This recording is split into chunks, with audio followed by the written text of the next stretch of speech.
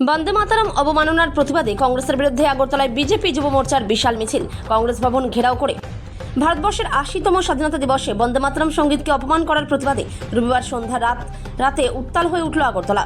এই ঘটনার তীব্র প্রতিবাদ জানিয়ে এক বিশাল প্রতিবাদী মিছিল ও বিক্ষোভ সভার আয়োজন করে আগরতলা ৮ নম্বর টাউন বড়দোয়ালি বিধানসভা কেন্দ্রের বিজেপি যুব মোর্চা। উপস্থিত ছিলেন বিজেপি মণ্ডল সভাপতি শ্যামল কুমার দেব, ত্রিপুরা প্রদেশ বিজেপি যুব মোর্চার সভাপতি অরিন্দম দেব সহ অন্যান্যরা।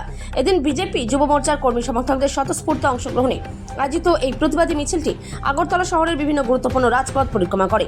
মিছিল শেষে বিক্ষোভকারীরা আগরতলা পোস্ট অফিস চৌমুহনী স্থিত ত্রিপুরা প্রদেশ কংগ্রেস ভবনের সামনে এসে জড়ো হন এবং এক জোরালো বিক্ষোভ সভায় মিলিত হন। ত্রিপুরা থেকে বিক্রম কর্মকারের রিপোর্ট, বিগ নিউজ বাংলা। নমস্কার, বন্দে মাতরম, ভারত মাতা কি জয়।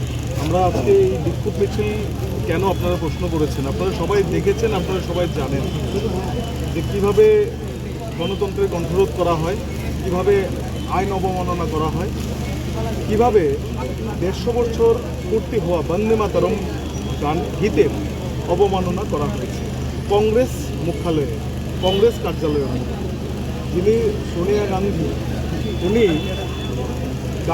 সম্পূর্ণ গানটাকে হওয়া থেকে বন্ধ করার জন্য তিনি রাষ্ট্রীয় অধ্যক্ষ খালেদাজিকে বারবার বলছেন যে গীতটাকে বন্ধ করুন।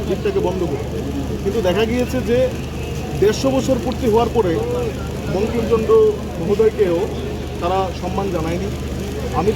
আমাদের মাননীয় অমিত শাহজি আজকে ভাষণে গৃহমন্ত্রী উনি বলেছেন যে বঙ্কিমচন্দ্র মহোদয়ের আত্মার কাছেও ক্ষমা চাওয়া উচিত কংগ্রেসের, এবং সারা দেশবাসীর কাছে ক্ষমা চাওয়া উচিত যে যেই গীত স্বাধীনতা সংগ্রামীদের অনুপ্রেরণা জাগিয়েছিল, যেই গীত স্বাধীনতা সংগ্রামীদের উচ্ছ্বাসিত করেছিল, সেই গীতের অবমাননা ভারতবাসী কখনোই মানবে না।